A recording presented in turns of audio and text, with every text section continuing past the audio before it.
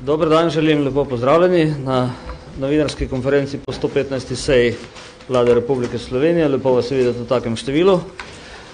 Najprej je z mano minister za delo dr. Svetlik, ki vam bo predstavil v bistvu dve stvari.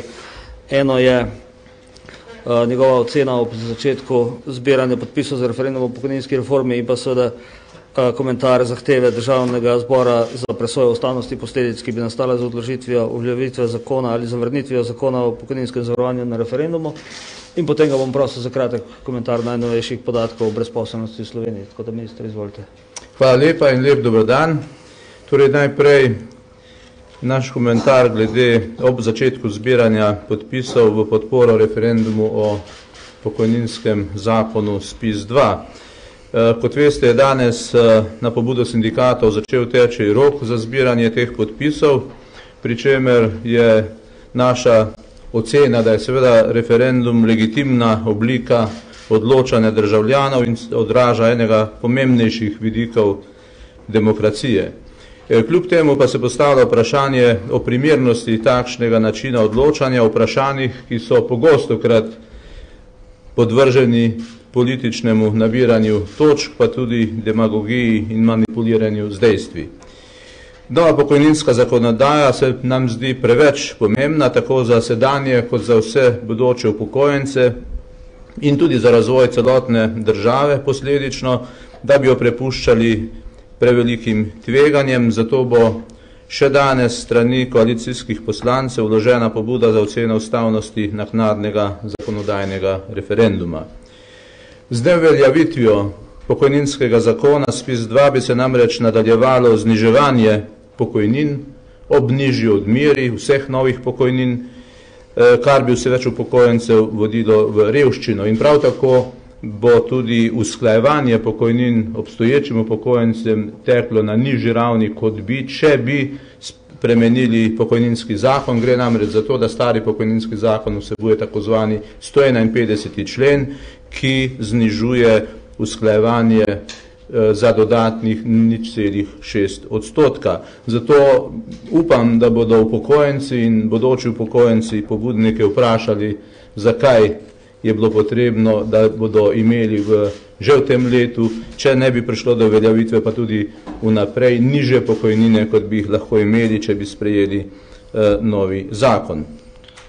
Z neuveljavitvijo tega zakona pa seveda nastaja tudi širši problem primanjkljaja v pokojninski blagajni, ki bi narasel do te mere, da bi ga bilo potrebno začeti pokrivati na račun ostalih proračunskih postavk, zlasti sociale, zdravstva, šolstva, hkrati pa bi izdatke pokojninske blagajne na račun upokojencev morali dodatno krčiti še z interventnimi zakoni. To se nam dogaja že letos in tako kot smo potrdili proračun za prihodnje leto, se nam bo dogajalo tudi v prihodnjem letu. Tako z vidika posameznika kot države in celotne družbe bi v primeru neuveljavitve novega zakona tako nastale resne protiustavne posledice na področju zagotavljanja ustreznega socialnega varstva in dostojnih pokojnin. Naj povem, da bo pobuda za ustavno presojo referenduma vsebovala predvsem tri smeri argumentacije. Prva je, da se z novim pokojninskim zakonom odpravlja določena neustavnost obstoječega zakona, ki je bila že ugotovljena v dveh primerih strani Ustavnega sodišča. Tukaj gre za člene obstoječega zakona 58, 178 in pa 66. V obeh primerih pa gre za vprašanje neenakega položaja zaposlenih in samozaposlenih znotraj pokojninske zakonodaje. Mi seveda z novim zakonom to neustavnost odpravljamo in to je eden od razlogov, zaradi katerih je potem odločanje o takem vprašanju na referendumu manj oportuno. Druga smer argumentacije gre v prid zaščite pravice do socialne varnosti in pravice do pokojnine iz 50. člena Ustave in pa tretja gre v smeri zaščite izvrševanja funkcij socialne države, kot jo določa 2. člen Ustave Republike Slovenije. Gre namreč za to, da bi neuveljavljanje pokojninskega zakona lahko privedlo in že vodi v situacijo, ko ne moremo več izplačevati zakonsko določenih pokojnin upokojencem, če bi se seveda ta situacija nadaljevala, da novega zakona ne uveljavimo, bi se to nedopustno stanje nadaljevalo naprej. Ustava namreč v 50. členu določa, da imajo državljani pravico do socialnih prejemkov, med drugim tudi do pokojnin, ki jih mora preko ustreznega sistema država zagotavljati. Seveda pa v primeru neuveljavitve, kot rečeno, lahko prihaja tudi do težjih javnofinančnih posledic, kjer bi potem prišle pod vprašaj tudi druge socialne pravice, ki jih država zagotavlja, kajti zmanjkovalo bi sredstev v proračunu za te namene. Med drugim naj navedem, da bo ena od argumentacij šla tudi v smeri izpolnjevanja obveznosti iz mednarodnih pogodb, ki nas kot državo, ki smo jih podpisali, zavezuje. V tem smislu torej bo šla argumentacija za ustavno presojo. Ob tem bi želel poudariti še to, da se je ministrstvo pri pripravi nove pokojninske zakonodaje več kot leto dni intenzivno prizadevalo za dialog tudi s pobudniki referenduma.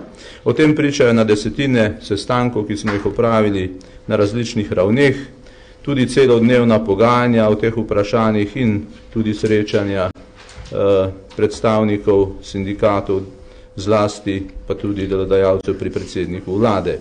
V tem procesu smo sprejeli in v zakon vključili tudi njihove številne pobude, med njimi postopnejši prehod na daljšo pokojninsko dobo, krajše obračunsko obdobje za izračun pokojnine, 20% bonus ob podaljšanju delovne aktivnosti po izpolnitvi pogojev za predčasno upokojitev, znižanje prispevkov za starejše delavce in za zaposlovanje mladih za nedoločen čas, nadalje tudi pobude za dodatne bonuse, omilitve, določil zakona s širitvijo časovnih bonusov za vse otroke, pa z upoštevanjem časovnega bonusa za vojaščino in podobno. Skratka, mi smo upoštevali celo vrsto predlogov, ki so jih pobudniki referenduma sicer že v predhodnem postopku dajali. Tako je sprejeti zakon prijaznejši do ljudi od njegove prvotne različice, hkrati pa še vedno omogoča zaustavitev padanja pokojnin in zagotavljanja ustreznih pokojnin tudi vsem prihodnim generacijam. Ko govorimo o pokojninah, se moramo namreč zavedati, da kljub temu, da ima vsaka generacija svoje interese in zahteve, mora pokojninski sistem zagotavljati primerljive pravice pod primerljivimi pogoji vsem, tako tistim, ki se bodo upokojili prihodnje leto, kot tistim, ki se bodo upokojili čez 5, 10 ali 15 let. Nepravično bi bilo na račun enih žrtvovati prihodnost drugih. Danes smo priča prizadevanja nekaterih, da bi sedanja, to je tudi moja generacija, šla hitro v pokoj in izstavila račun za svoje pokojnine svojim otrokom in vnukom. In temu se želimo zoperstaviti tudi z rešitvami, ki smo jih predlagali.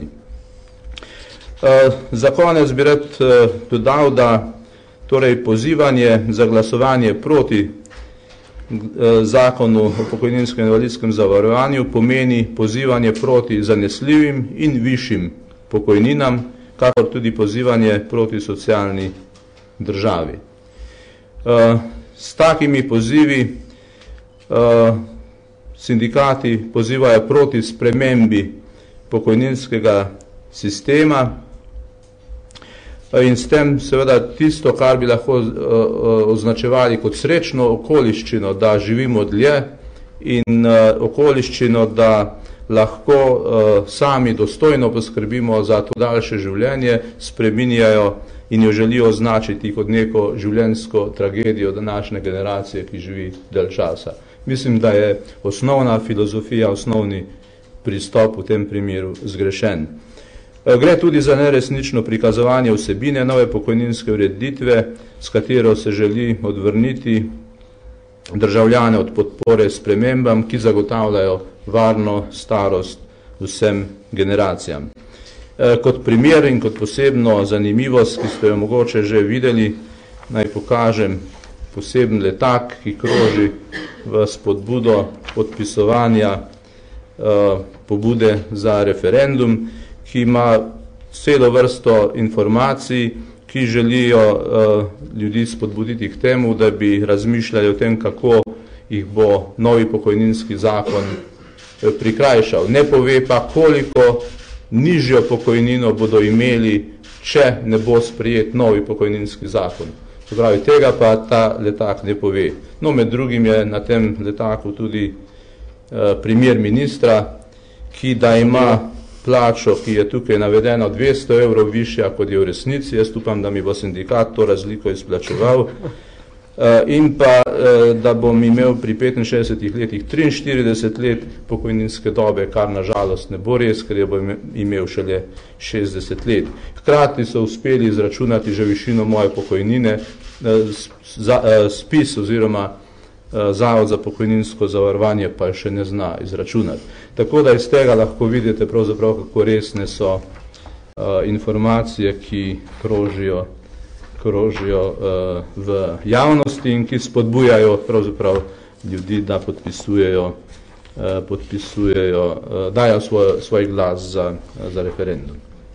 No, še zadnja tema okrog stanja brezposelnosti. Zadnji podatek, ki smo ga dobili, je tudi nas nekoliko neprijetno presenetil. Namreč gre za to, da zavod beleži 110 tisoč in par brezposelnih oseb konec leta. To seveda smo do določene mere pričakovali, vendar je ta številka kar izdatno poskočila. Glavni razlog za takšno številko je predvsem povezan s pokojninsko reformo. V zadnjih 2 mesecih se je namreč na zavod prijavilo okrog 8 tisoč ljudi, ki so starejši od 50 let in ki so želeli izkoristiti možnost stare zakonodaje, pri čemer ne gre samo za staro pokojninsko zakonodajo, ampak tudi za staro zakonodajo o urejanju trga dela. Stara zakonodaja namreč določa, da ima nekdo možnost prejemanja denarnega nadomestila 2 leti, če je bil, in pri starejših delavcih to je primer, dovolj časa v službi, in pa 3 leta prejemati potem še plačane prispevke in čakati na upokojitev, če mu samo toliko časa do upokojitve manjka. Moram pa reči, da gre tukaj za nekoliko zgrešeno strategijo pri odločanju, kajti s 1.1.2011 je začel veljati novi zakon o urejanju trga dela, ki skrajšuje to formulo 2+3 na 2+1, kot veste, in da bodo ti ljudje pravzaprav zdaj morali razmišljati o tem, kako bodo po prenehanju prejemanja denarnega nadomestila ali že med tem se zaposlili nazaj, in zavod jim bo seveda v teku tega čakanja tudi ponujal ustrezna delovna mesta. No, drugi razlog, ki prispeva k tej številki, je kriza v gradbeništvu, in ne bi rekel samo kriza v gradbeništvu, ampak nasploh zelo intenzivno prestrukturiranje gospodarstva, kjer se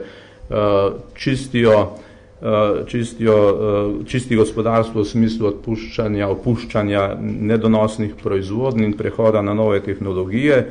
Ta učinek na zaposlovanje bo treba pričakovati v prihodnjih letih še vnaprej.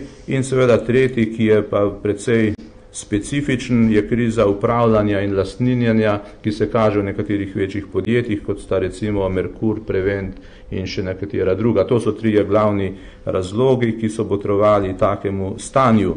Predvidevamo, da se bo nekako vrh tega povečevanja končal tja do marca tega leta in da bi potem moralo začeti število ljudi upadati in da se bo potem zaposlovanje v večjem meri povečalo.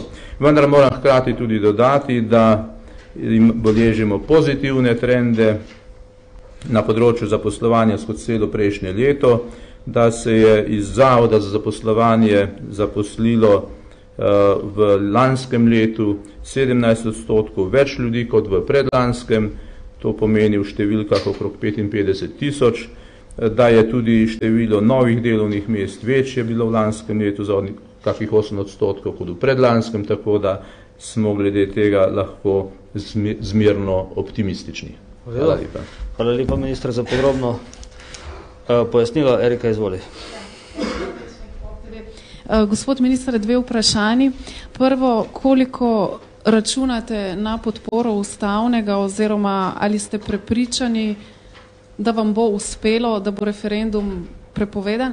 In drugo,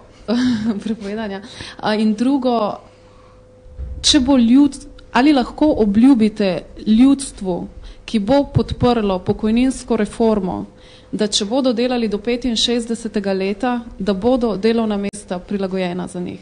Hvala. No, zelo zanimivo vprašanje. Najprej bi rekel to, da je pač sodna veja oblasti, samostojna veja oblasti in da ima pač svoja načela in svojo legalno podlago za delovanje. Mi se seveda v to neposredno ne moremo vtikati. Glede na opisane razmere, pa verjamemo, da so dovolj močni argumenti za to, da se v tem primeru ne igramo z vprašanji, ki so izjemno pomembna za usodo prebivalcev te države. Ne samo za sedanje in bodoče upokojence, ampak posledično tudi za to, kar bi lahko pomenilo nesprejetje, neuveljavitev te reforme za socialno državo v celoti, pa tudi za gospodarstvo. Zdaj, kar zadeva pa drugo vprašanje, moram najprej povedati, da sedanje rešitve, ki so sprejete v novem zakonu, pomenijo, da bo pravzaprav redko kdo zares delal do 65. leta, da bodo vsi tisti, ki so začeli zgodaj in ki so v najtežjih delovnih pogojih delali, lahko izstopili prej, že po 60. letu, če gre pa za posebne poklice, kjer imamo takozvano benefikacijo pod narekovaji, pa seveda že kmalu po 50. letu, tako kot je bilo to doslej. Tako da je to ena od možnih rešitev za vse te prebivalce. Druga rešitev je možnost, ki je tudi v zakonu dana, da se nekdo upokoji deloma, če ne zmore delati več 8 ur, lahko dela 6 ali 4 ure, za razliko dobi pokojnino, sicer pa za ustrezen del pa tudi plačo. Pozabljamo na to, da še zmerom imamo zelo močno in dobro urejeno invalidsko upokojevanje za tiste, ki zares ne morejo delati, in invalidska pokojnina je boljša praviloma od starostne pokojnine. Tako da izhodov za vse ljudi, ki bi ne zmogli delovnih naporov, tako kot danes, je pravzaprav več. Opozoril pa bi seveda tudi na ukrepe za aktivno staranje, ki jih je sprejela vlada Republike Slovenije in katerih namen je, da bi posegli tudi na področje urejanja delovnega okolja, delovnih mest, kar smo pravzaprav se pogovarjali v veliki meri tudi z delodajalci, ki so sami opozarjali, da na hitro ne morejo zagotoviti dovolj ustreznih delovnih mest za starejšo populacijo. Od to tudi potem postopen prehod na daljšo pokojninsko dobo in na daljšo starost za upokojitev in seveda posebni ukrepi, ki naj potem pripeljejo do tega, da se bodo tudi delovna okolja ustrezno spremenila. Temu je namenjen tudi v sklepni pripravi nov zakon o varstvu in zdravju pri delu, ki bo ravno tako pozitivno vplival na urejanje tega vprašanja. V redu, hvala. Še kakšno vprašanje za ministra? Če ne, hvala za analizo. Zdaj pa vabim ministrico za gospodarstvo Darjo Radić, ki bo predstavila poročilo, ki se ga je v javnosti dlje časa napovedovalo in pričakovalo, sicer poročilo delovne skupine za pripravo ukrepov za sanacijo gradbeništva v Sloveniji. Ministrica, izvolite. Dobar dan, lepo pozdravljeni. No, danes je vlada na svoji seji obravnavala poročilo delovne skupine za pripravo ukrepov za sanacijo gradbeništva. Kot veste, je bila delovna skupina oblikovana že poleti in je praktično celo jesen proučevala možne ukrepe, ki bi na poseben način pomagali prebroditi krizo v gradbeništvu. No, jaz moram reči, da delo delovne skupine je bilo kar intenzivno. V teh mesecih so obravnavali kar 33 predlogov Obrtne zbornice Slovenije, Gospodarske zbornice, skratka, precej je bilo te komunikacije in danes lahko pravzaprav ugotovimo, da precej teh predlogov je bilo že upoštevanih in so realizirani, se pa ne nanašajo samo direktno na gradbeništvo. No, tudi pri zdaj tem končnem predlogu ukrepov za sanacijo gradbeništva pravzaprav smo prišli do spoznanja, da tako kot za vse ostale, da veliko ukrepov, ki jih je ta vlada že sprejela ali pa ki jih sprejema v tem trenutku, je takih, ki seveda veljajo in bojo pomagali vsemu gospodarstvu in v tem okviru tudi gradbeništvu. Tako da v tem gradivu pravzaprav zdaj izločamo nekaj tistih in sicer 8 sklopov ukrepov, ki pa so usmerjeni in ciljajo posebej na segment gradbeništva. No, 8 sklopov, kot sem rekla, prvi sklop se nanaša na ukrepe za energetsko sanacijo stavb. Nasploh pretežni del teh ukrepov je usmerjen v povečanje investicijske dejavnosti, kajti tudi po mojem mnenju je povečanje povpraševanja po investicijah tisti najboljši ukrep, ki bo pomagal podjetjem v gradbeništvu iziti iz te krize. Seveda tistim podjetjem, ki so v taki kondiciji še nestabilni, da bojo to zmogli. No, kot sem rekla, prvi ukrep energetska sanacija stavb na tem področju je v tem letu in seveda potem tudi v naslednjih letih predvidenih še cela vrsta investicij. Vi veste, da smo že v lanskem letu začeli z posebnim ukrepom energetske sanacije bolnic. 52 milijonov evrov je bilo za ta namen že namenjenih. No, naprej načrtujemo z podobno sanacijo tudi domov za ostarelih v višini 20 milijonov evrov, potem tudi srednjih šol in pripravlja se tudi ukrep za energetsko sanacijo visokih šol v okviru vseh slovenskih univerz. Skratka, to je tisto področje, ki bo pospešilo investicijsko dejavnost in ki je predvsem zanimivo za manjša gradbena podjetja, ker gre za manjše obsege del. No, potem seveda drugi pomemben ukrep je zagon velikih infrastrukturnih projektov. Tu vemo, da smo imeli kar nekaj problemov, predvsem ne zaradi pomankanja finančnih sredstev, da bi financirali te investicije, ampak predvsem zaradi nepripravljenosti projektov, predvsem prostorske dokumentacije, da bi lahko določene projekte zagnali. No, zdaj v lanskem letu je bil narejen kar en pomemben premik tudi na tem področju na strani Ministrstva za okolje in prostor. No, in v tem letu lahko že pričakujemo, da bojo sprejeti kar nekaj državnih prostorskih načrtov z področja energetike, ki bojo omogočili nekje že prav fizično začetek samih investicij, drugje pa saj pripravo, tam nekje do jeseni celotne projektne dokumentacije in potem seveda zagon investicij. Potem seveda med temi velikimi infrastrukturnimi objekti investicijami zagotovo pridejo upoštev tudi investicije na področju modernizacije cestnega, železniškega, letališkega in tudi pristaniške infrastrukture. No, tudi na tem področju se Ministrstvo za promet se bo angažiralo, da čim več teh investicij pride v realizacijo v najkrajšem času.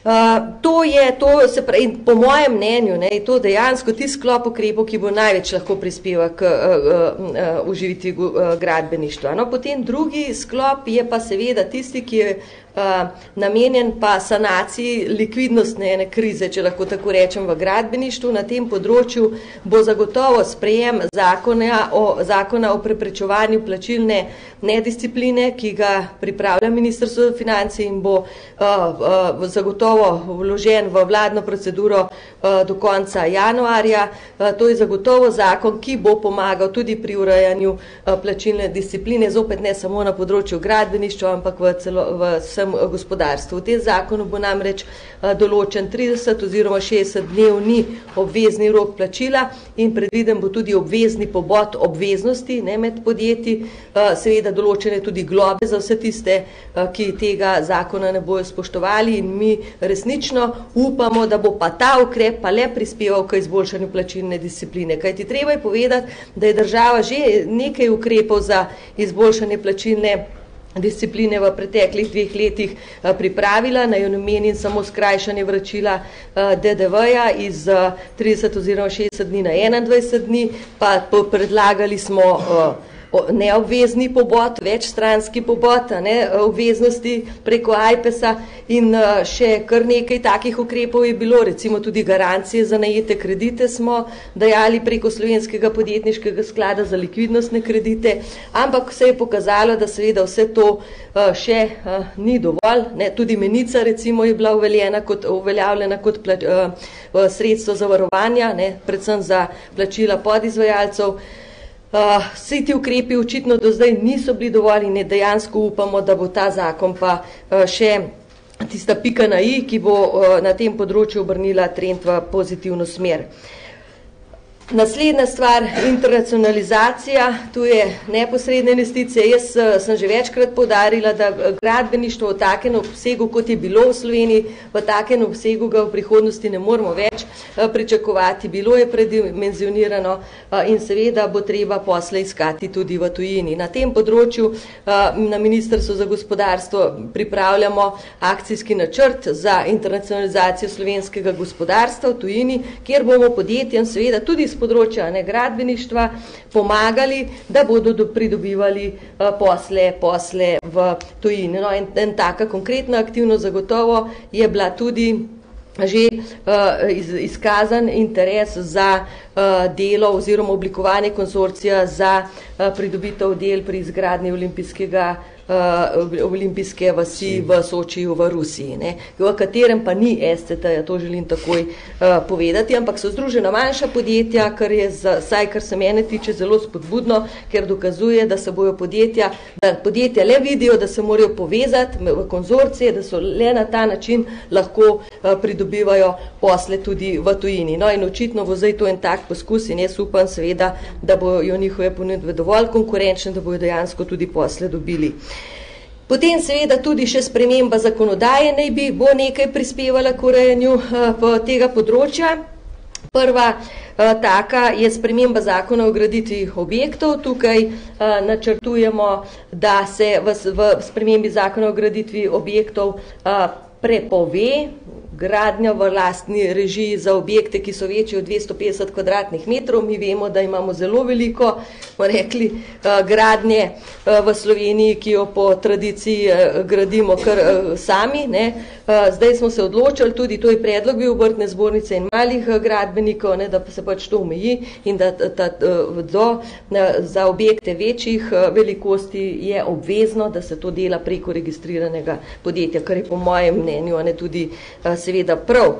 Seveda tudi ukrepi na področju sive ekonomije, preprečevanje dela na črno, zagotovo je gradbeništvo polje, kjer siva ekonomija in delo na črno je žal razširjeno. Na tem področju seveda povečan nadzor nad delom na črno in sivo ekonomijo. Predviden pa je tudi povečan nadzor nad ustanavljanjem tako imenovanih slamnatih podjetij ali podjetij na naslovih in na naslovih hiš, kjer potem podjetij pravzaprav ni. Tudi na tem področju bomo enostavno povečali nadzor. Zakonodaja pa že zdaj omogoča, da v primeru, da se ugotovi, da neko podjetje, ki je prijavljeno na določenem naslovu, se ne odziva na pošiljanje sporočil uradnih, ali če se ugotovi, da tega podjetja dejansko na tem naslovu ni, ali da lastnik tega objekta tega ne ve, ga že zdaj lahko avtomatično sodišče izbriše iz registra po uradni dolžnosti. No, tudi tržni nadzor, jaz upam, tudi nadzor nad temi deviacijami, upam, da bo prispeval k temu, da bojo pošteni gradbeniki dobili delo in seveda potem tudi plačilo. Sprememba delovne zakonodaje zopet za slamnata Gre za slamnata podjetja, kot vemo so nekatera gradbena podjetja, velika gradbena podjetja zdaj ustanavljala slamnata podjetja, na katere so bodisi delavce prezaposlovala in jih potem na ta način lažje odpuščala. Jaz moram tukaj reči, da zopet predlagamo spremembo 73. člena zakona o delovnih razmerjih, ki bo podaljšal čas odgovornosti podjetja matere za prevzemanje odgovornosti za svoja hčerinska podjetja. Zdaj to je 1 leto, to je res majčken čas in seveda eno lepo polje za zlorabe. Mi predlagamo seveda, da se ta odgovornost mame do hčere podaljša za 3-5 let, potem seveda to ne bo več inštrument ali pa inštitut, ki bo zanimiv za zlorabe. Jaz moram reči, da ta sprememba je bila pripravljena. Ministrstvo za delo je to spremembo pripravilo že spomladi, vendar žal na ekonomsko-socialnem odboru ni bil ta predlog sprejet niti strani delodajalcev, niti strani delojemalcev, moram reči, zame osebno presenečenje, ampak žal se je tako zgodilo, mi ne bomo obupali in seveda še enkrat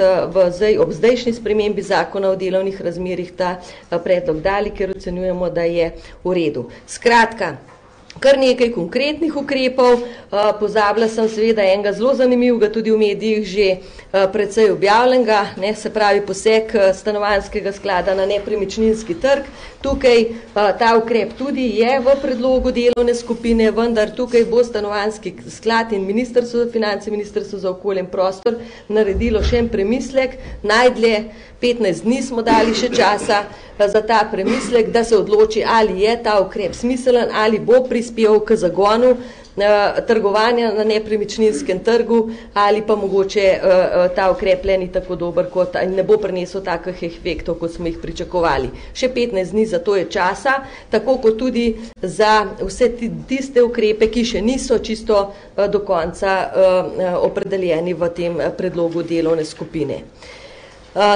Ta predlog seveda je nabor zdaj tistih 8 sklopov, za katere smo ocenili, da so primerni, da lahko prispevajo. Seveda je predlog odprt in v primeru, če bomo ugotovili v nadaljevanju, da še s kakšnim ukrepom lahko prispevamo k izboljšanju stanja, bomo seveda to tudi še naredili.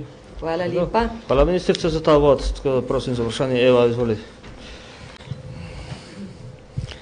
Ja, mene zanima par stvari, in sicer, kaj pa tisti, med 8 ukrepe niste omenili tistega načrta, da bi odkupili nekaj neprodanih stanovanj gradbincev, kaj je s tem, koliko bi jih odkupili, za koliko denarja, predvsem pa za kakšno ceno, ali bi se šli nek dumping, ali bi po teh cenah visokih, ki zdaj vladajo. Potem me pa še zanima, ko ste omenjali prej med eno od 8 ukrepov tudi pač vlaganje v infrastrukturo, se pravi med drugim tudi v omrežje, mi imamo pač davkoplačevalci zelo slabe izkušnje z plačevanjem gradbincev za omrežje, recimo z SCT-ju smo 2,5-krat preplačali to, kako boste pa preprečili to? Zdaj, če na prvo vprašanje sem ravno zdaj čisto na koncu to omenila, ta ukrep, da bi stanovanjski sklad Republike Slovenije posegel na trg nepremičnin, je vključen, je pa še potrebno par dni za sprejem končne odločitve. Tukaj gre predvsem za idejo, ali pravzaprav sam državni stanovanjski sklad poseže na ta trg. Mi smo seveda bolj naklonjeni predlogu, da bi na ta nepremičninski trg z skladom vstopili skupaj z privatnimi vlagatelji, se pravi, da bi bilo šlo tukaj za eno javno-privatno partnerstvo. Kot sem rekla, 15 dni časa na tem področju smo si še vzeli, da se predlog do konca prouči.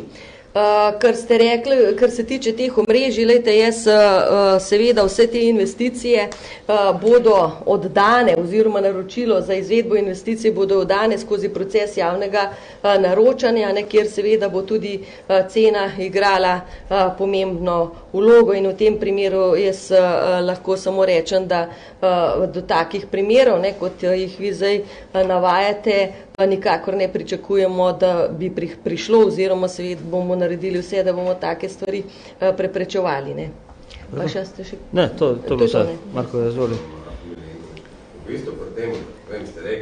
14 dni, ampak koliko je vprašanje, v bistvu cena pri stanovanju. Zdaj, kakorkoli vstopi država ali preko nekega sklada in točk na borzi ali da odkupi stanovanje, je samo vprašanje cene. Me zanima, kje se pogovarjate, kakšna je bila ta cena, pač glede na tržno. Pač, če odkupi država više od tržne cene, je to subvencionirane, bilo grejo na trg. Če odkupi nižje od tržne cene, nima smisla, ker grejo lihtko na trg. No, absolutno se pogovarjamo o cenah, ki bi bili nižje, ne, od tistih, ki so zdaj na trgu, ne, ker kaj je cilj tega? Cilj je, da se poveča povpraševanje, da se začne trgovanje z nepremičninami. Če bo dali tržne cene, povpraševanje ni problem. No, sej to je problem, da zakaj poseg, ne? Zakaj poseg za to idejo sklada, ne? Zaradi tega, ker ne pride do znižanja cene na trgu, ne? Ker pomeni, da trg v tem primeru ne deluje optimalno, ne? In običajno takrat, kadar cena ni več tista, ki bi uravnavala ponudbo in povpraševanje, ne? Na neki točki potem v teh primerih je smiselno sploh, da vstopa država oziroma en drug posrednik. Ne? Kako boste zdaj imamo pač na eni strani gradbince, ki nočejo spustiti ceni, za njimi stojijo banke, ki pač imajo denar noter v pet in tudi nočejo spustiti ceni. Kako jih boste pač prisilili, da pač vam prodajo cene, kakor meni? No, se pravi, tukaj so še odprte, a ne? So odprte stvari, a ne? Lejte, prisilili. Nobenih ne bo prisilil, to bo pač ponudba, a ne?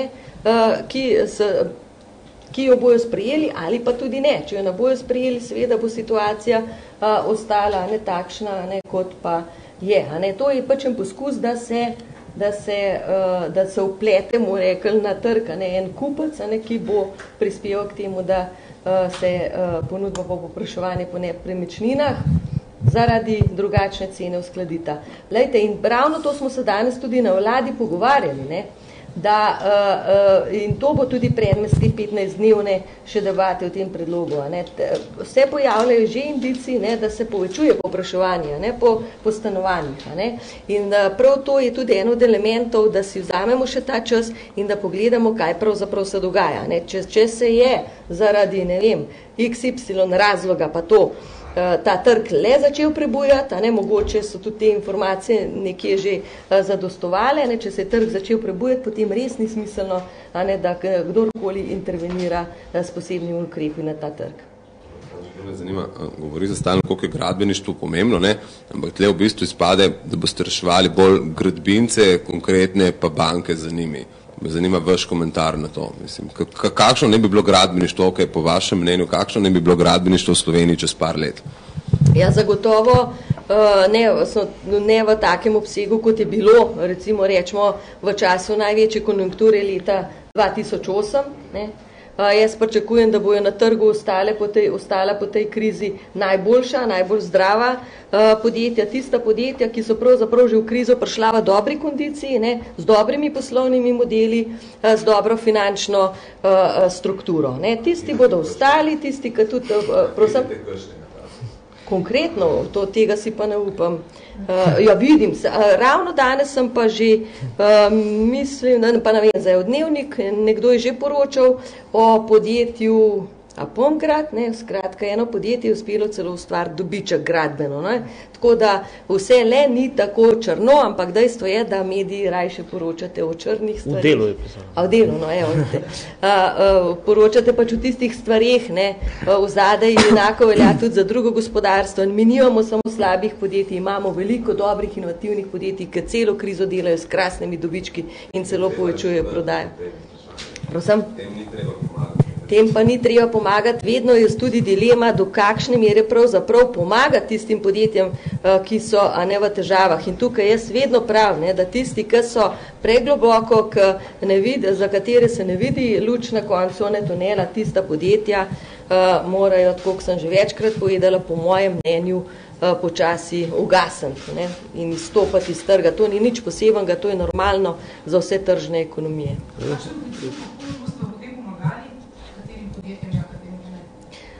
Tisti ukrepi, ki bodo pomagali, ne, ukrepi so narejeni tako, da bojo pomagali predvsem tistim podjetjem, ki so še v taki kondiciji dosti stabilni, da bojo lahko te zunanje dejavnike krize, ne, kot so plačilna nedisciplina, pomanjkanje naročil, preživeli. Smo tudi niso podjetja, ki so že v nekih prisilnih poravnavah in tako naprej. Ta podjetja so pa že v drugih postopkih in sem prepričana, da te ukrepi seveda tem ne bojo pomagali. Izvoli. Vesna Zadravec, RTV. Eno vprašanje bi imela. Najprej me zanima, če ste na seji vlade razpravljali sploh koliko stanovanje teh neprodanih, pa koliko naj bi država pravzaprav imela rezerviranih sredstev za nakup teh stanovanj. Tako detaljno, kot sem že rekla, danes tega ukrepa nismo obravnavali, ker tukaj je šlo za eno tisto celovito informacijo, na katerih področjih, katere ukrepe bomo naredili. In ta stanovanjski sklad poseg je samo eden od ukrepov, ki bo posebej potem seveda še predstavljen, če se bomo odločili za to, da država gre tudi s tem ukrepom v taki obliki, kot je bil prvotno predlagan. Torej, potem tudi niste govorila, bo šlo za najemna stanovanja ali bo šlo za stanovanja za prodajo? To so vse opcije, ki so odprte, ki se jih je pač treba zdaj še predebatirati. Pa bi pa še na drugo temo vprašala in sicer zanima me, kako komentirate odstop gospoda Sorška. Njegov razlog, glavni razlog, da nimamo agencije, neodvisne agencije za varstvo konkurence in kdaj lahko pričakujemo novega?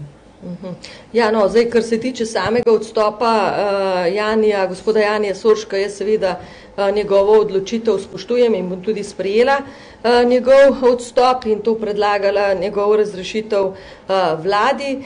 Kar se pa tiče tega razloga, jaz moram reči, da sem danes zjutraj govorila po telefonu in mi je pač povedal, da razlog za njegov odstop je drug, pa ga ne bom komentirala, če ga sam ne želi v javnosti komentirati.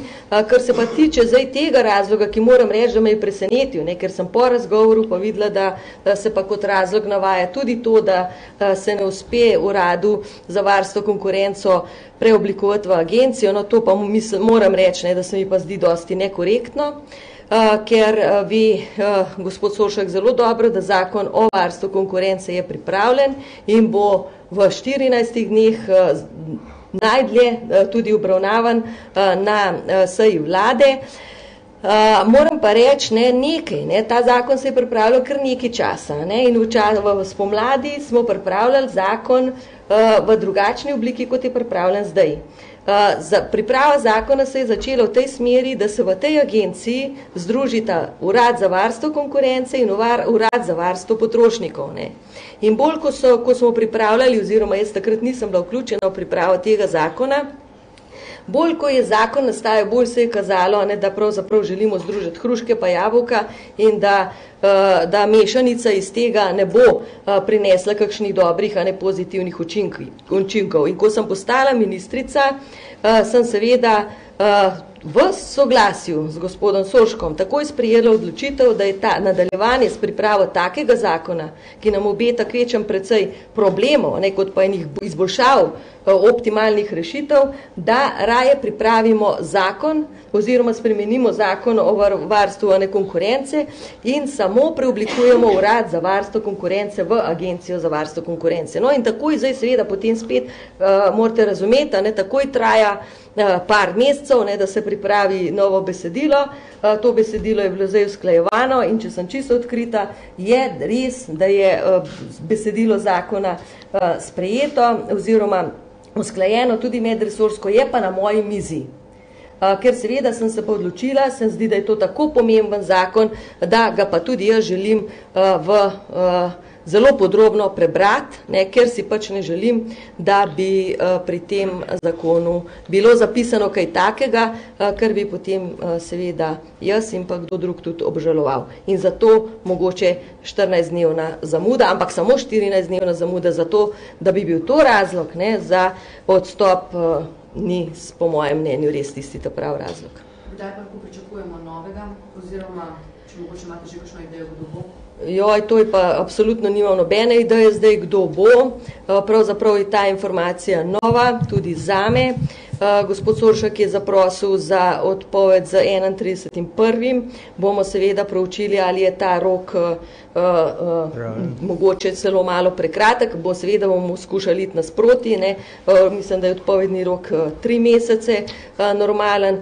Seveda se bomo pa potrudili, da bomo ta razhod, če lahko tako rečem, naredili tako, da bo oboje stransko korist oziroma zadovoljstvo. Vredo še, da ne bomo ministrice čist, kaj že bilo, izčrpali. Ja. Mislim, še eno vprašanje. Prej ste rekli, da mi smo bolj naklonjeni, da bi ta stanovanja odkupovali v sodelovanju z zasebnim partnerjem. Kdo je to mi, Ministrstvo za gospodarstvo ali vlada? Drugo vprašanje pa v teh ukrepih piše tudi za večjo vlogo SID banke. Kako bi ta vlogo povečali, da bi šlo nasproti gradbeništvu? No, kar se tega stanovanjskega sklada, očitno je to res tista prav predlog, ki bo še kar precej diskutiran v javnosti. Kar se tega, ko rečem mi, seveda mislim ministerski zbor, ker to smo pač obravnavali na seji vlade. Ne. Kar se pa tiče, kaj sva rekla zdaj? SID banke, ja, seveda. SID banka je zelo pomembna finančna inštitucija, je razvojna banka, ki pomaga pri dodeljevanju razvojnih spodbud v celotnemu gospodarstvu. Rekli smo, da je segment ukrepov se nanaša tudi na internacionalizacijo gradbeništva in v tem okviru seveda pričakujemo oziroma bo seveda tudi SID banka za svojimi ukrepi, kot so zavarovanje izvoznih poslov, izvozni krediti in tako naprej, pomagala tem konzorcijam, da bojo prišli do posla. In zato seveda pa je treba oblikovati varnostne rezerve, to pa je pristojnost Ministrstva za gospodarstvo in to seveda načrtujemo.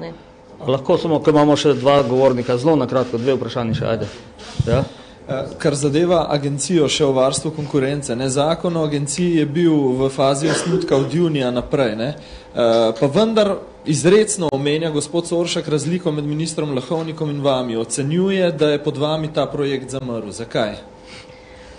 Ja, to bi mogli pravzaprav njega vprašati, ker jaz nimam pa res nobene slabe vesti ali pa ne morem reči, lahko samo zanikam, da sem tako kot minister Lahovnik zainteresirana, da se to področje nečim preje uredi. Če takega interesa ne bi pokazala, potem verjetno se ne bi že ta prvi teden, ko sem prevzela funkcijo ministra, pravzaprav z njim sestala in mu predlagala, ker sem vedela, v kakšni stiski so, sem majhen odelač opazovala, ko so delali ta zakon in sem videla, da nikamor ne pridejo.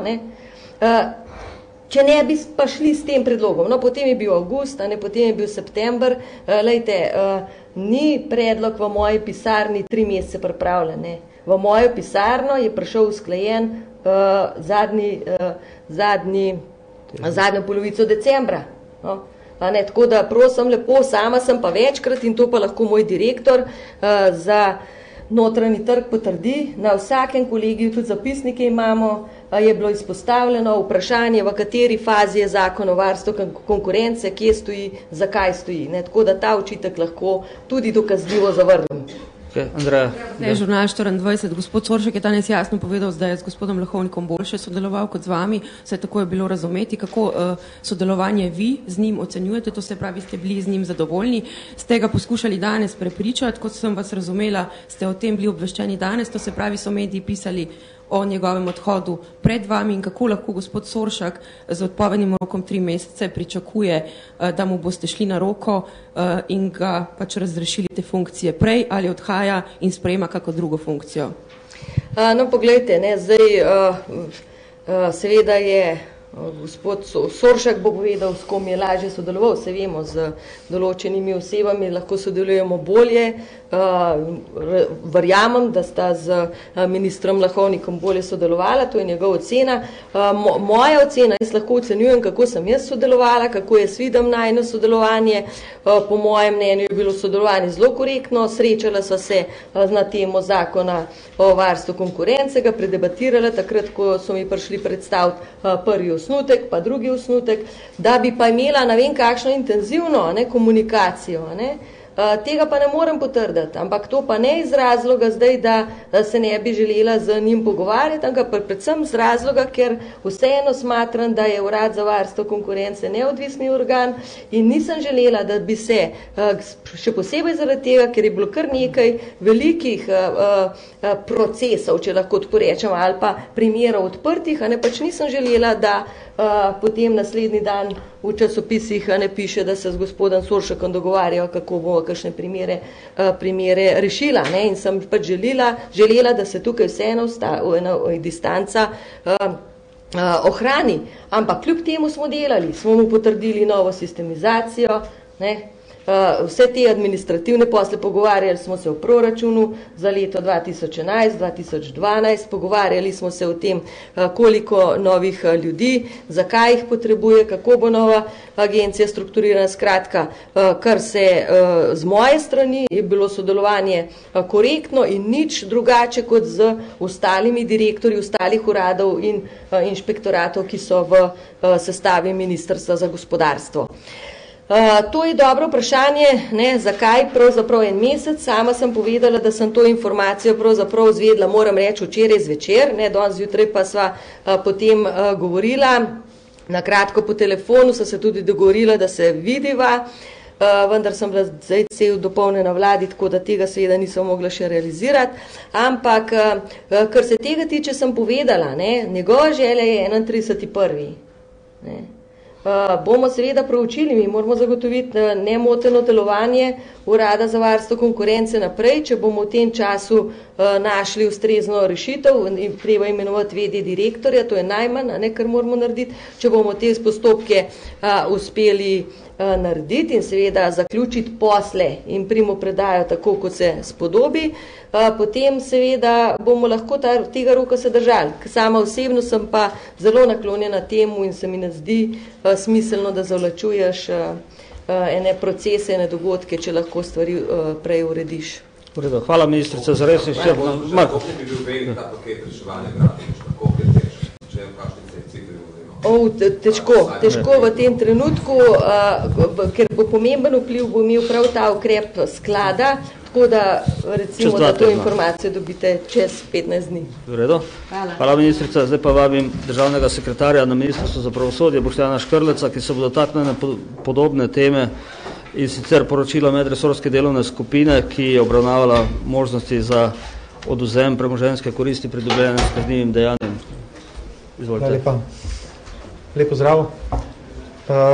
Kot je bilo že povedano, je danes vlada obravnavala oziroma se seznanjala z izhodišči oziroma zaključki medresorske delovne skupine, ki je proučevala problematiko odvzema protipravne premoženjske koristi pridobljene s kaznivim dejanjem in predvsem obveznosti, ki jih ima Republika Slovenija v tej zvezi na podlagi sklepa, okvirnega sklepa sveta iz leta 2007.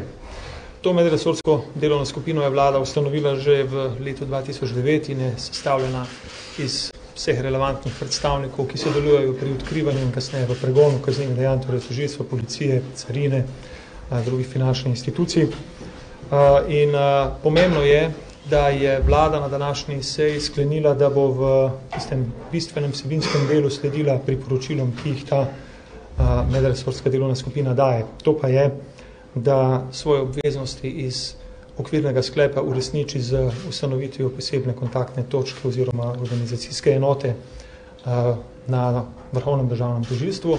Še bolj pomembno pa je to, da je s tem današnjim sklepom dejansko potrdila usmeritev Ministrstva za pravosodje, da ureditev razširjenega zasega premoženja, ki ni povezano zgolj z posameznim kaznivim dejanjem, ampak je sicer nezakonitega izvora, uredi na način, da je to urejeno v kazensko-pravni zakonodaji.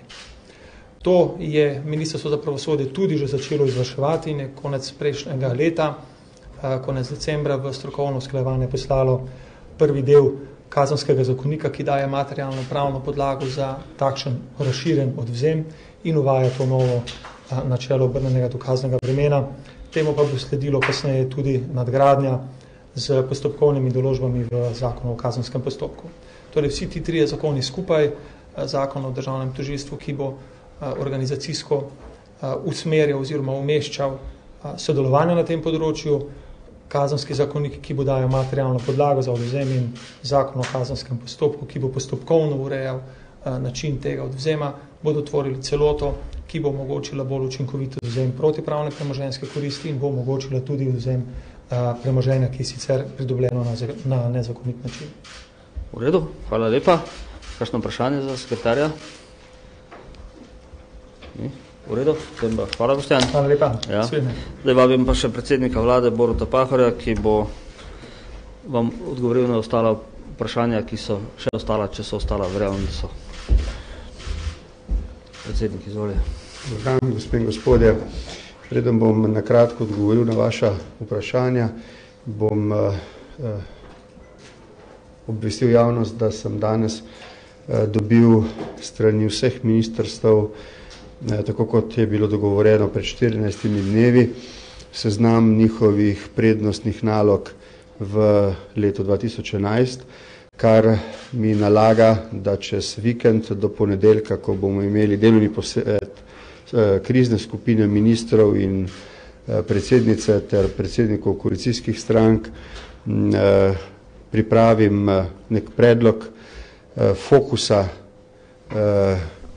vladnega dela v tem letu. Ni mogoče opraviti vsega, kar je problem, treba reševati glavne probleme, te je treba definirati, se na nje osredotočiti in uskladiti delo ministrstev, da bomo pri njihovem reševanju tudi uspeli.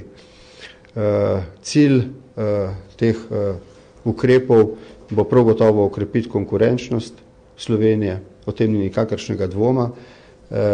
Konkurenčnost bo dolgoročno omogočila, da bo socialna povezanost, ki smo jo zagotovili tudi v času krize, ohranila socialno povezanost, ki je v Sloveniji, tako kot v večini evropskih držav, pozitivna vrednota. Tako bo ministrski zbor prihodnji teden v četrtek pravzaprav tudi obravnaval to pripravljeno strategijo in jo upam kot en delovni načrt sprejel. Menimo, da bi bilo prav, če bi na tak ali drugačen način našli proceduralno možnost, da o prioritetah vlade v letu 2011 obvestimo tudi državni zbor in da v državnem zboru opravimo en pogovor, tako z poslanci koalicije kot opozicije, da preverimo, ali so prioritete vlade v letu 2011 v glavnem tiste, ki jih kot prioritetne vidijo tudi poslanke in poslanci, in da seveda pozovem vse, tako poslanke in poslance vladajoče koalicije kot opozicije, da poskušamo pri konkretnih projektih praktično, pragmatično sodelovati in iskati rešitve, ker gre za velike stvari. Videli smo, da je bilo potrebno na neki točki presekati gordijski vozu predloga pokojninske reforme. Čeprav smo se trudili, da bi socialnimi partnerji našli več skupnih točk in morda celo soglasje, se to ni posrečilo in ko smo ugotovili po 3 mesecih sestankovanja na vrhu, da takega kompromisa in soglasja ne bo, je vlada morala prevzeti odgovornost za to reformo. Ker pripravljamo tudi druge pomembne reforme za letošnje leto in jih je treba pametno sprocesirati, to je ta fokus, o katerem govorim, potem je jasno, da je toliko bolj pomembno, da takoj od začetka sodelujemo z socialnimi partnerji, z državnim zborom in z strokovno javnostjo.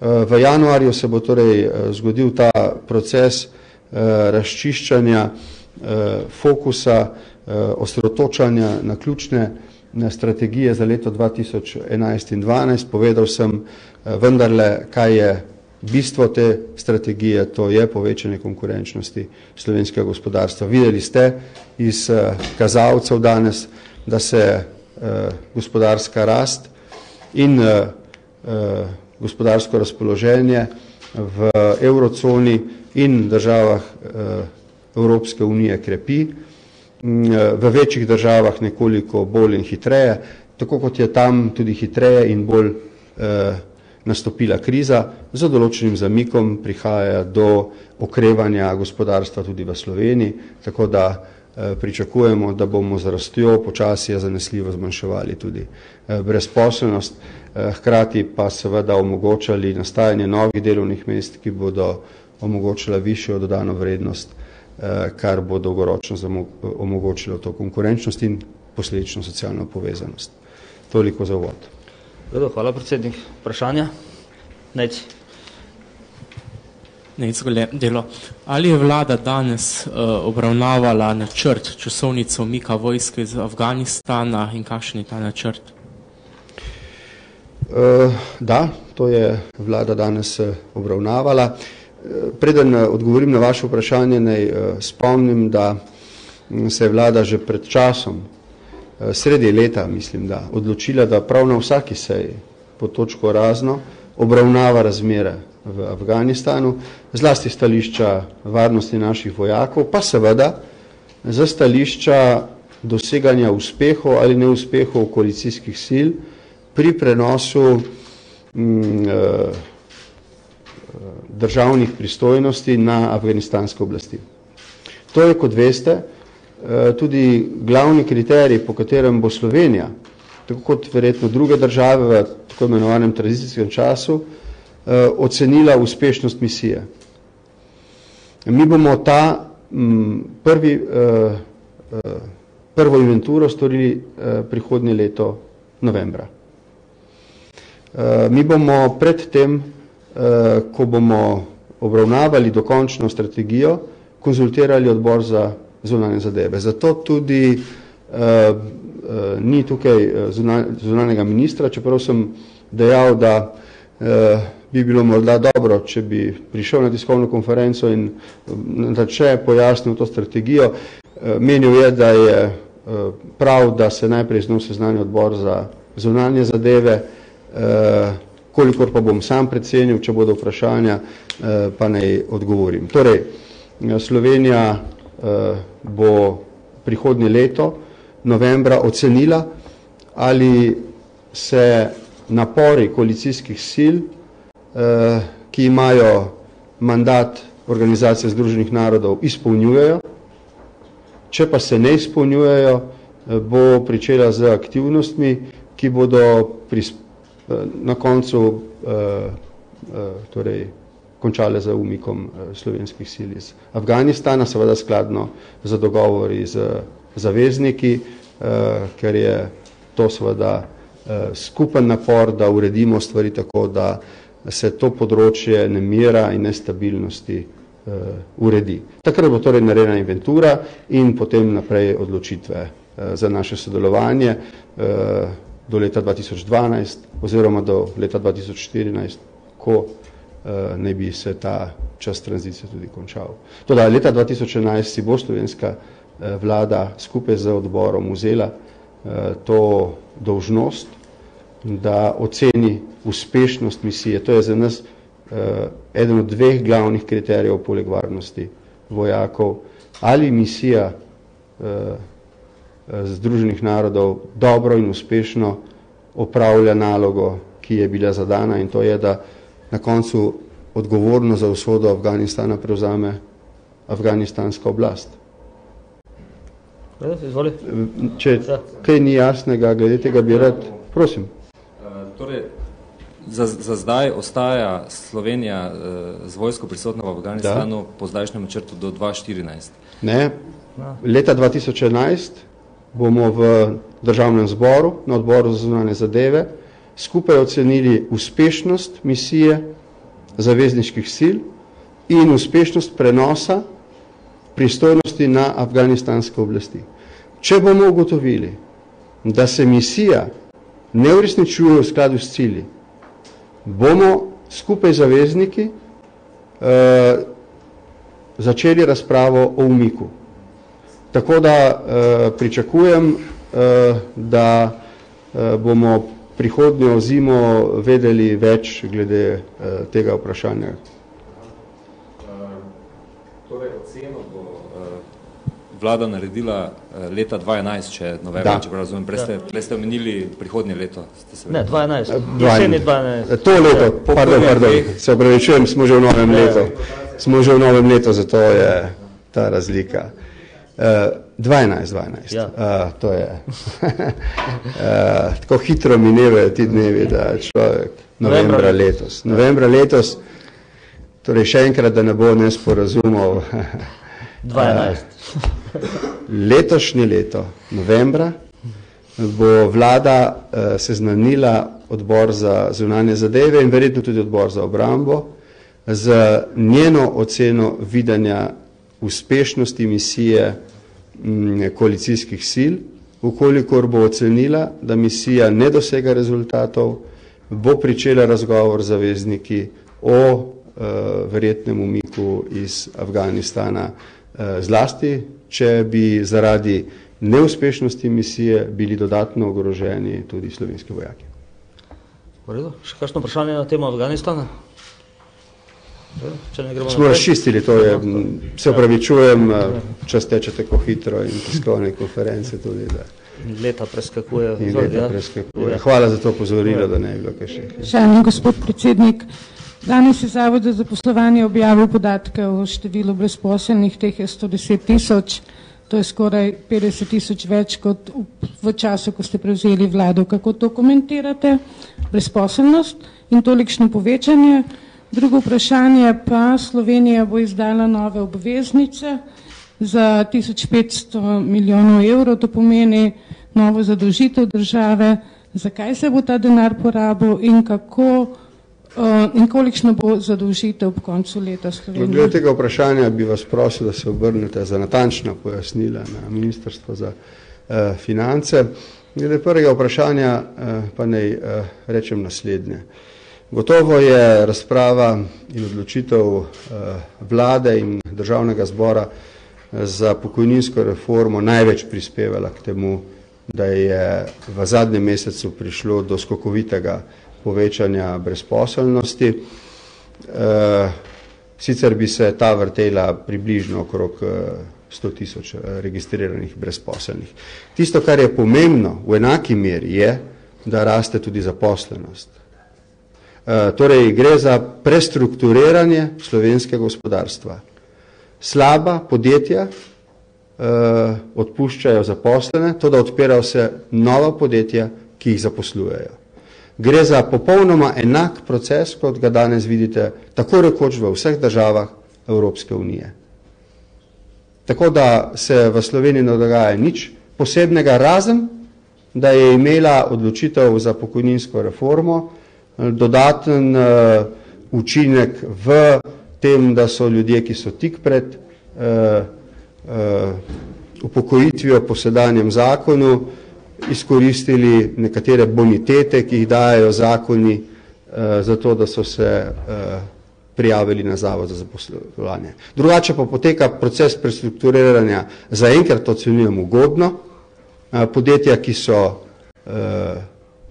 torej, ki niso konkurenčna, zapirajo delovna mesta, to da odpirajo se delovna mesta v konkurenčnih podjetjih in mi smo lahko s tem procesom zadovoljni. Kot rečeno, v Sloveniji prihaja do okrevanja z določenim zamikom za drugimi državami, katerih gonilna sila sta Nemčija in Francija v tem trenutku. Kot veste, pa sta prav ti dve državi tudi prvi šli kot veliki državi v globalni ekonomiji v krizo v letu 2007 oziroma 2008. Vesna? Vesna Zadravec. Še eno vprašanje bi jaz imela in sicer reforma javnega sektorja, dolg časa se v tej že stvari govori. Kakšno krčenje je predvideno in kdaj lahko kaj pričakujemo v zvezi s tem? O modernizaciji javnega sektorja že dlje časa razpravlja zato sklicana strokovna skupina in za ministrico Krebsovo sva mnenja, da je dozorel čas, da iz strokovne razprave preidemo v politično ukrepanje, ukolikor bomo ocenili, da so cilji in tudi poti do teh ciljev dovolj jasna in uživajo dovolj široko politično podporo in voljo. Jaz mislim, da je to neizogibno. Koliko in kako visoko v ta fokus piramide prioritet za prihodnje leto bomo dali, ta cilj bo pokazal ponedeljkov posvet in četrtkova seja vlade, ter potem na koncu posvet z koalicijskimi poslanci. Nekaj moramo vedeti, to vam povem ob robu vašega vprašanja, je pomembno.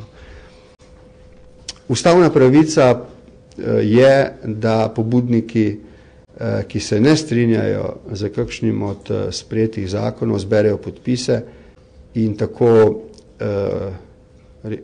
omogočijo referendum, na katerem se ljudje odločijo o nekem predmetu. Ta hip se zbirajo podpisi tako za zakon o malem delu, kot za pokojninsko reformo. Veste, da bo bržkone danes politična večina vložila zahtevo za presojo ustavnosti. Zakaj vam to govorim ob vašem vprašanju? Ko bomo postavljali piramido reform v tem letu, brez njih si jaz dolgoročno ne predstavljam stabilnega gospodarskega okolja, s tem pa tudi socialne povezanosti. Bo morala upoštevati dejstvo, ali bo pravzaprav te reforme vodila vlada in politična večina, ali pa bo vsakič, ko bo kdo nezadovoljen z reformo, in vedno bo nekdo nezadovoljen z reformo, z referendumom lahko tako reformo tudi sesul. Zdaj, to ni problem te vlade, to je problem vseh vlad. Mi bomo morali imeti ta problem pred očmi in se o njem temeljito posvetovati. Mi bomo šli v izjemno ambiciozno kampanjo, če bo prišlo do razpisa referenduma, zato da bomo ljudi prepričali v potrebnost pokojninske reforme. Toda, če se bodo ljudje odločili proti tej reformi, se bodo posledice take odločitve zelo hitro čutile in ljudem bo postalo jasno, da je taka reforma neizogibna, samo da bo naslednji skok višji in težji. Mi bomo poskušali z argumenti za prepričati ljudi, da pokojninsko reformo, če bo prišlo do referenduma, podprejo. To je dobro zaradi medgeneracijske solidarnosti, to je dobro zaradi nevarnosti, da bi se še naprej zniževale pokojnine, to bi zaustavilo padanje pokojnin, omogočilo varnejšo in predvidljivejšo, bom rekel, varnost generacije, ki šele vstopa na trg delovne sile, za razliko od generacije njihovih staršev, ki ima glede tega nekoliko manj skrbi, čeprav gotovo ni zadovoljna z višino pokojnin. Tako da vse to bo treba premleti na teh januarskih posvetih, ko se bomo pogovarjali o piramidi sprememb. Te na koncu koncev morajo biti, bom rekel, njihov volumen mora biti toliko obsežen, da ga bomo še uspeli sprocesirati pri ljudeh. Kajti, moj vtis po 2 letih je naslednji. Večina naših ljudi je zelo zadržana do sprememb, tradicionalno, in je nanje pripravljena največkrat šele takrat, ko se zdi, da ni nobene druge alternative več. Ta hip se zdi, kot da alternativa za nekatere, po mnenju vlade, neizogibne ukrepe je. Mi menimo, da je ni več, da je privid, da je alternativa. Če bo padla ta pokojninska reforma, pa morajo pobudniki povedati, kaj je njena alternativa. Jaz je ne vidim. Jaz mislim, da je to, kar smo dosegli tudi v dialogu z njimi, v veliki meri tudi kompromis z njimi, ne pa soglasje seveda. In da bo samo odložen ta velik projekt in da bo težji. In da se prav lahko spet zgodi, da sindikati vnovič ne bodo zadovoljni in da bo vnovič reforma, če bo tudi sprejela naslednja vlada, padla. Ali se bo tako zgodilo tudi z zdravstveno reformo? Bo enaka usoda dočakala reformo trga dela? Zdi se, da čaka ta usoda zakon o malem delu. Zato moramo tudi to imeti pred očmi, ko se pogovarjamo o tem volumnu sprememb. Jaz še vedno mislim, gospe in gospodje, da vam to povem brez slehernega pomisleka. Kot predsednik vlade bom ministrskemu zboru predlagal, da stori vse, kolikor je mogoče, kar je potrebno v tem letu 2011, zato, da se Slovenija izvleče iz krize v skupini najbolj hitro okrevajočih držav. Mi to možnost imamo, vendar jo seveda moramo izkoristiti z nekaterimi ukrepi, ki niso popularni. Če bo vedno in vsakič tak ukrep prišel pred referendum, obstoji velika verjetnost, da bo zanj manj razumevanja. Glejte, iz čisto človeškega vidika je težko pričakovati, da bo šel človek na referendum in glasoval zato, da se mu omejijo neke pravice. To je čisto človeško. Z tega vidika je treba razumeti to razmišljanje vlade o tem, ko se vprašali o reformi javnega sektorja, javne uprave in vsega. Sem torej za širok volumen potrebnih sprememb. Treba je zdaj zelo jasno definirati, katere so zares neizogibne. In potem ljudem pošteno v januarju, najprej v državnem zboru in potem sicer povedati, zakaj mislimo, da so te spremembe neizogibne, zakaj mislimo, da ni boljše alternative, povabiti vse deležnike, da sodelujejo pri pripravi teh reform ali sprememb in biti tukaj odločen in imeti močno politično voljo. Tisti, ki imajo druge alternative, bodo morali povedati, kakšne.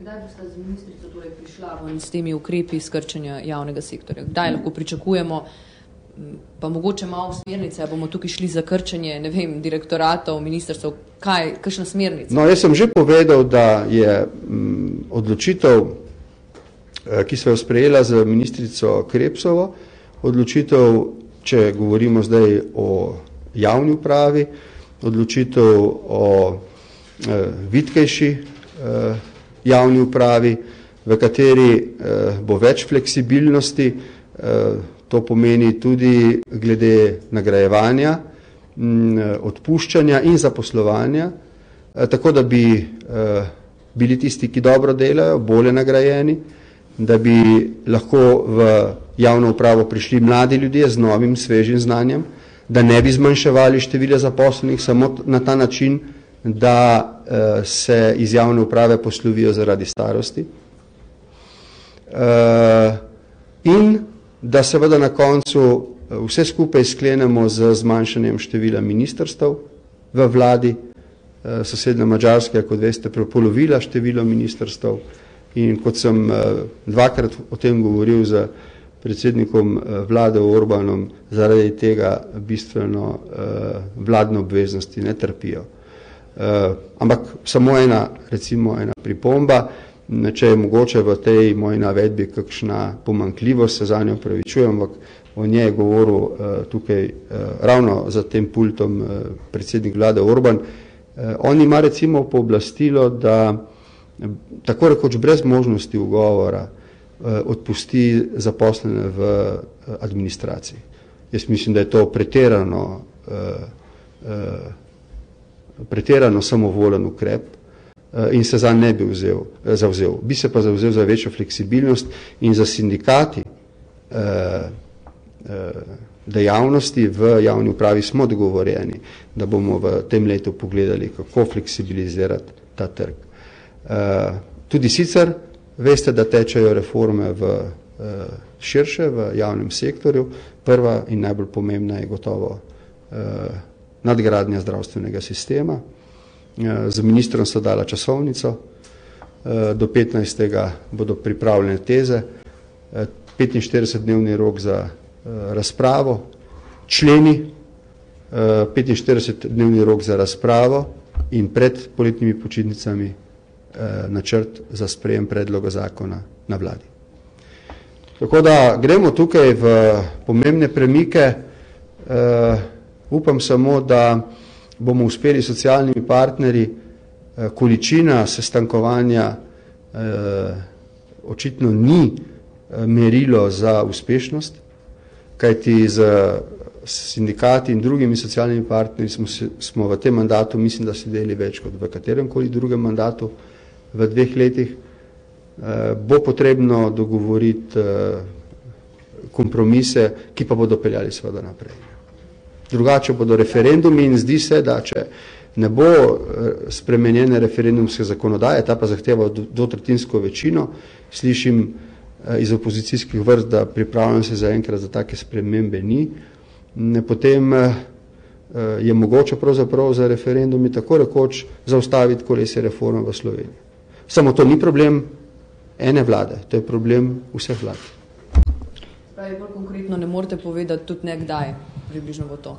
Kot rečeno, sem povedal, da bomo do konca januarja sporočili piramido prednostnih nalog vlade za leto 2011 in v tej piramidi boste lahko videli, v kakšno stopnjo potrebnosti in nujnosti smo umestili modernizacijo javnega sektorja.